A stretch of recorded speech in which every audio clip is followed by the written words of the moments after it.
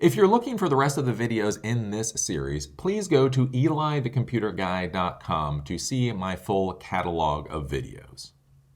Welcome back. So in this video, I want to talk a little bit about what you use to code for your Arduino projects. So whenever you do an Arduino project, you're going to have some type of Arduino board, you're going to have your sensors, you're going to have your motors, that type of thing, and then you actually have to feed code to your Arduino board so it knows what it's supposed to do, how it's supposed to interpret the inputs, and then what it's supposed to do for the outputs. So the big thing to remember whenever you're dealing with an Arduino board is that this is simply a microcontroller. It is very important to understand that this is not a full-fledged computer. A lot of people get confused. They think Arduino and Raspberry Pi is same, but different. That basically they're the exact same thing. It's very important to understand, no.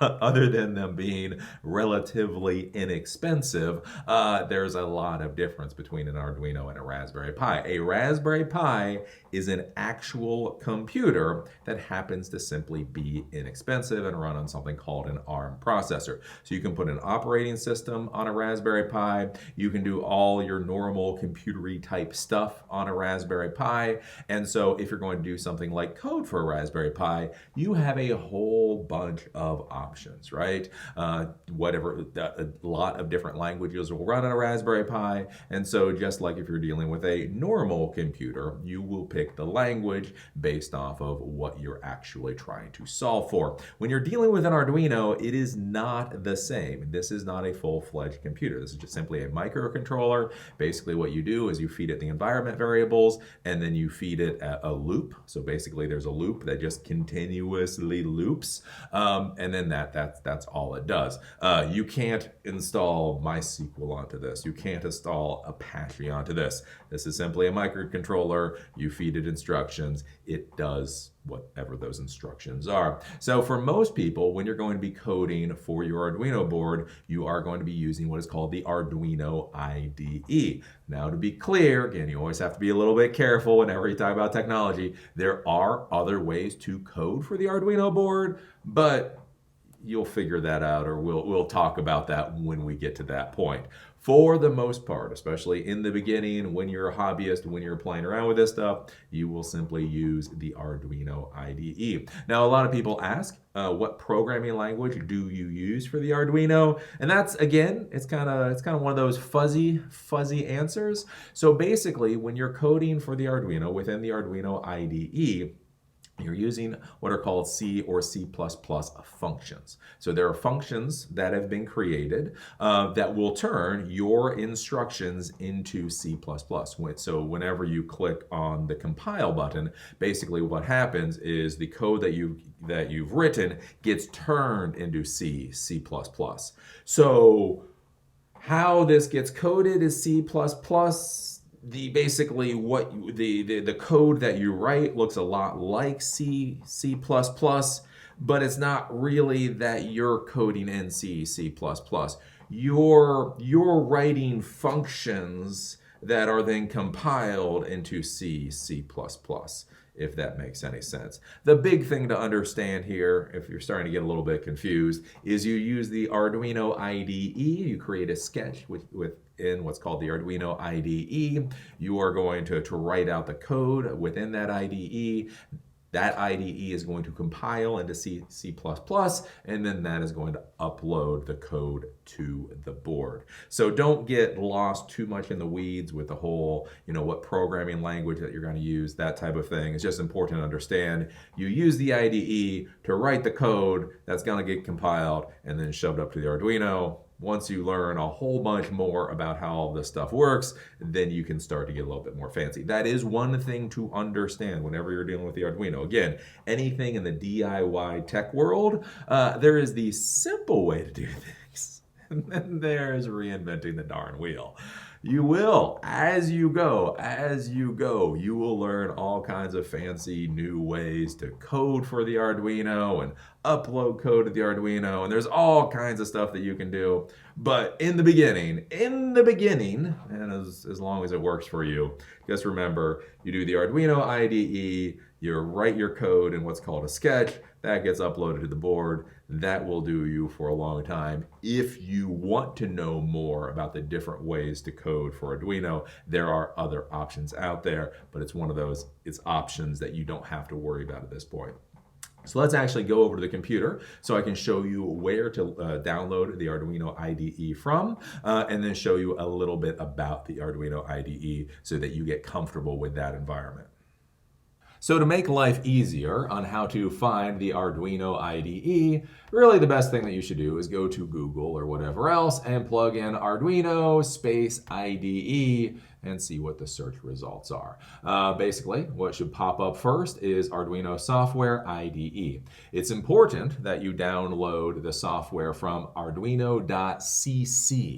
So the main website for Arduino is not arduino.com. It's actually arduino.cc. So when you go searching for the Arduino IDE, look for what the link says. And if the link says arduino.cc plus something like software in there, that is what you're going to be looking for. Then all you do is you click on the link and you come here. There is a web editor. We're not going to talk about that today. What we're going to be dealing with today is actually being able to download the Arduino IDE. And you can see that they've ported the Arduino IDE to many different types of operating systems. So there's Windows versions of the IDE, a Windows app, Mac OS X, Linux for the x86 processors, and Linux for the ARM processors. So more or less whatever operating system you're using, they should have an option here for you. And then from that, you just click on this, you download and install it. I've seen many of the different versions of the Arduino IDE, and horseshoes and hand grenades, they all seem to be about the same. So I don't think you'll have like a different experience if you're using the Windows version versus whether you're using the Linux version. So once you download and install the Arduino IDE, you can just open it up. So for me, being on Windows, you go to Finder, you go to Applications, and you go to wherever Arduino is, and you just open it up. And this is what it's going to look like. So these are the last projects that I was working with, and we can see these are different sketches that I was working on. Now if we go up here, we take a look at the basic configurations and the settings for the Arduino IDE. We can go here, we can take a look at preferences. Preferences are pretty basic, you know, what the sketchbook location is going to be. Editor font size, you know, that might be something you want to change. Verified code after upload. So this is an important thing. So when you're writing the code, you can have the Arduino IDE automatically verify it for you. So if you don't have this check mark checked, basically what will happen is your code just simply gets uploaded and then whatever happens, happens. If you have this checked, it will actually verify to make sure that you haven't screwed up the code. So that's an important thing. Check for updates on startup, and there's a few different settings here that you can work with later. Again, you got some network settings. Then if we go from that, we go over to File. This is the normal thing. We have Sketchbook, you know, open, new, open, open recent, Sketchbook. So basically these are the sketches. So anytime we create this kind of script, so in the Arduino world, a script is called a sketch. So anytime we do that and we create it here, it will go into our sketchbook. The other thing that is kind of cool here is we have examples. So what examples are is these are sketches that have been created by the Arduino folks so that you can simply use them and then change them as need be. So there's a basic one here such as blink. Basically you can open this up. And so this sketch here, blink, allows you to make an LED light blink on your Arduino board. And so one of the nice things is if you're doing something where it's kind of been done before, again, like a blinking LED light on a board, you can open up the example, you can tweak it as you need it to be tweaked, and then you can simply use that code. From there, you go over to the edit. There are some interesting options here, such as copy for forum or copy as HTML. Now, let's say you're having problems with your sketch. Again, especially if it's a longer sketch, not a short one like we're doing in most of these projects. Let's say it's something longer and you actually need help with it. Well, if you try to simply copy and paste code from your sketch to a website or to a forum, most likely it will fail out because there are security precautions. Basically, there's validations within most websites so that code cannot be directly inputted into that website. So if you do a copy as HTML or copy for forum, this adds all the HTML tags and that type of thing to make it HTML text so that you can actually post it into something like a forum and it won't fail with a validation. So those are some things to think about.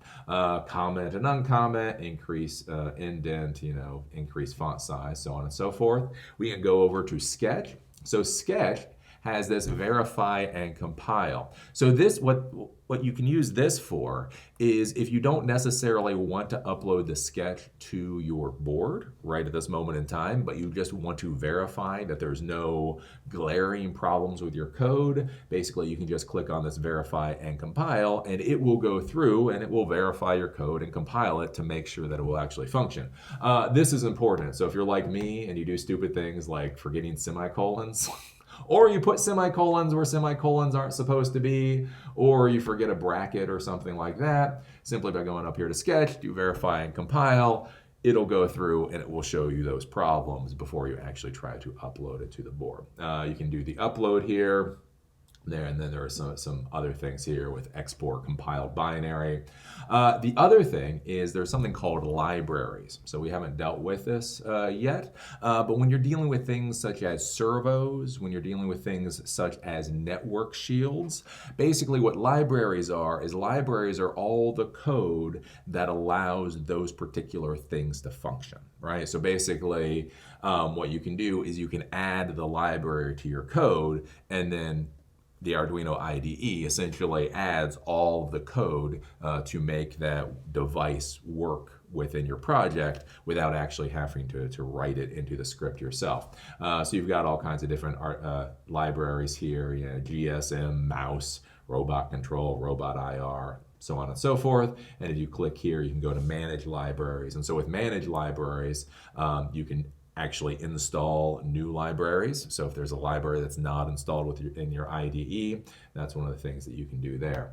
So that's some of the important things to be looking at when you're looking at this little sketch menu. Then you go to tools. There's a few tools here that are useful. Auto format, again, so if you're like me, I don't really like coding. Again, whether it's spaces or tabs or anything else, whenever I write code, it looks horrible. The cool part about auto format is it basically auto formats for you, right? So if I'm here and I have, this, and it looks like this, I can go here to tools, auto format, and whoa, whoa. So again, auto format, if you are doing this for any type of class, whether it's a high school class or a college class, I highly recommend you use auto format, because the thing is, when you verify and compile, it won't do that auto format for you. It will simply go through and verify that the code will work. The auto format, what that does is goes through and make sure the code is basically human readable. So that's a valuable thing. We go here to manage libraries. Again, a different way to be able to upload libraries and such to the Arduino IDE. We'll talk about that later. Something called the serial monitor. So we'll use a serial monitor in many projects. This is how you can actually read information from the Arduino. So let's say we're doing a temperature project. So we put an analog temperature sensor into the Arduino, and then we simply want to read what temperature that sensor is telling us. So we can start the serial monitor and actually be able to read that temperature directly from the Arduino board. The serial plotter, this is kind of cool. So the serial monitor, this just writes everything out. So you tell it what you want it to write, and you say, temperature in Celsius is, and then you put the value of the variable, let's say temp C. And then it'll just print that out in normal text. What's cool about the serial monitor is this will actually print out as a chart. So as the temperature goes up, the chart will go up, and as the temperature goes down, the chart will go down. So that can be a valuable thing. Again, if you're looking at things like temperature, if you're looking at things like humidity, where you want more of a visual representation, you just want to see it go up and down, the serial plotter can be a useful thing. Then we go down here and we take a look at the board. So again, it's important to understand there are many, many, many different Arduino boards out there. The Uno is basically the standard one we use for many of our projects. We've got the Leonardo with Ethernet, Mini, Arduino Ethernet, Arduino FIO, lots of different things. And so one of the important things to understand is that in order to be able to upload your sketch to your board here, you have to select the appropriate board that you're using. If you select the wrong board, it will fail when you try to upload it. The next thing to go to is the port. Again, this can cause a lot of problems to people. So this is the port that you're connecting your Arduino to. So if an Arduino is plugged in using USB, you'll actually see a USB port here. And so you just simply have to click on that USB port to verify that it's trying to communicate over that port. This can be a big thing, especially with the Arduino projects when you're unplugging the Arduino, you're plugging it back in, you're unplugging the Arduino, you're plugging it back in. Sometimes the port will get confused, and so when you go to upload, it will fail simply because it doesn't know what port to be able to send the information to. So you just go to port, and then again, if you're connected, as I say, to USB, you would just click on the USB. The next thing you can do is you're going to go here to get board info. So if a board is plugged in, you can click on that. And then from there, you can see what board you're plugged into. Again, is it an Uno board or is it some kind of Nano board or something like that? You can get that information from the board, and then you can go up here to select what you need. And so those are some of the basic stuffs with the Arduino. Again, if you go to File, the thing is you can save as, you can print, do the whole 9 yards. And then if you go down here, you can take a look at what a sketch looks like. We'll talk a little bit more about sketches in a different video, but essentially here, these are the 3 components of a sketch. So in the very beginning, what we're doing is we're defining the pins. So the pins on the Arduino board, we're saying essentially what to call those pins. So in this particular sketch, we're saying pin A0 should be called sensor pin. We're saying pin digital 9 should be called green LED. And we're saying pin digital 10 should be called red LED. We then set up the environment. So we actually set up the environment that the sketch is going to run in. And here we say pin mode, green LED to output. Since they're digital pins, we can set them so that electricity will go out. So basically what this is going to be used for is to turn on this green LED. Pin mode, red LED output. So we're setting it to output. So you can set it to either input or output for digital pins. And then that serial monitor that we talked about, serial.begin at 9600, we are starting that ability on the board so that we can go to serial monitor and actually be able to read from it. Then we go down to the loop. And this loop here, this is the loop that keeps running, basically until you pull the power on it. I won't go into this. Again, this is a little sketch in order to read from a temperature sensor, but it goes through, reads from the temperature sensor, turns on the red LED or turns on the green LED, and then it delays for 3 seconds, and then it loops, and then it loops, and then it loops, and then it loops, and then it loops. So this is a basic overview of the Arduino IDE. It's really, really easy to use. It's one of those things, just work on a few projects, and by the end of a few projects, you'll know how to troubleshoot any minor problems, and you should be fine. So that was a basic overview of the Arduino IDE. It's a relatively simple IDE to use. The big thing with the IDE is just don't overthink it. Again, a lot of people get confused and they don't realize that the Arduino is not the Raspberry Pi. I think that's something, like when people hear about Arduino, people learn about Arduino normally about the same time they learn about the Raspberry Pi. They're both rather small, they're both rather inexpensive, they're both used for IoT, IoE projects, and so in people's minds they think, oh, Raspberry Pi, same but different than the Arduino. No, that's incorrect. It's different, but different. They're entirely different things. They're literally not the same thing. It's like saying a refrigerator and an oven are same, but different. Well, they're both appliances, but you don't want to be putting your ice cream into the oven unless you're doing something really weird with it, right? And so that's the thing, is basically with the Arduino IDE, it's just very simple to use. There's not a whole hell of a lot to it. Again, a lot of people try to overcomplicate this in their mind because, again, there are other ways to code for the Arduino. There are other ways to upload sketches to the Arduino, but that's for when you get to that point. Those are more complicated ways of doing things. There are reasons that you would write code and upload code in a different fashion, but that's when things get a lot more complicated. At that point, you're not generally simply turning on and off LEDs or that type of thing. You're trying to do something more complicated, and therefore that's why you need to go through those hoops. As a beginning person at this point in time, just Google search Arduino IDE, go to arduino.cc, download and install the IDE, and then go from there and learn. You should be fine.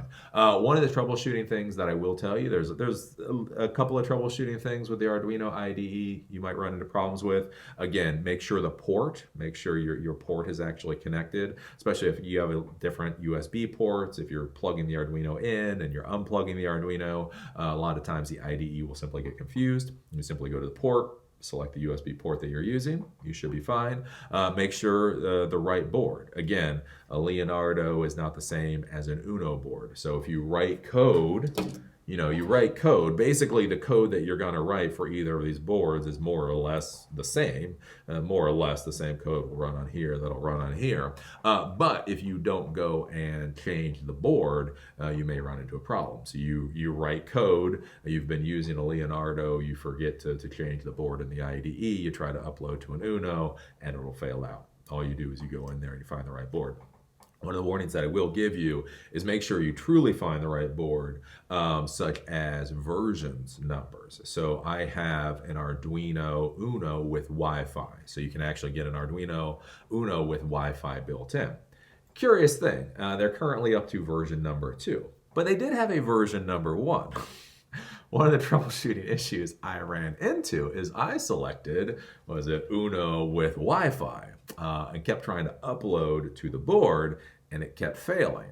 The reason is I had simply visually missed where there was Uno Wi-Fi, version 2, and once I clicked on that, then everything worked great. For whatever reason, version, you have to actually select the version 2 versus the original version. You can run into a problem that way.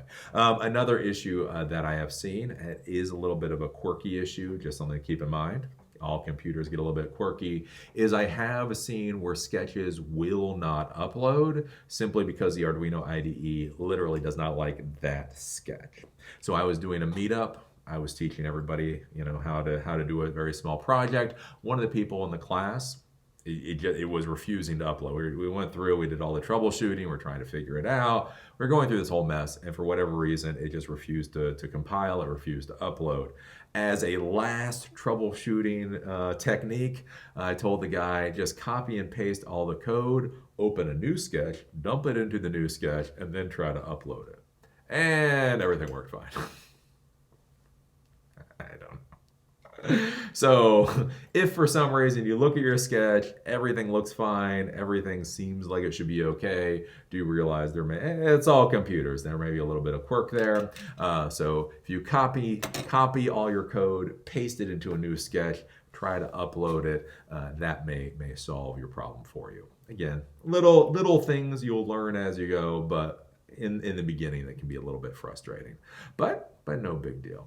As always, I enjoyed doing this video and look forward to seeing you at the next video.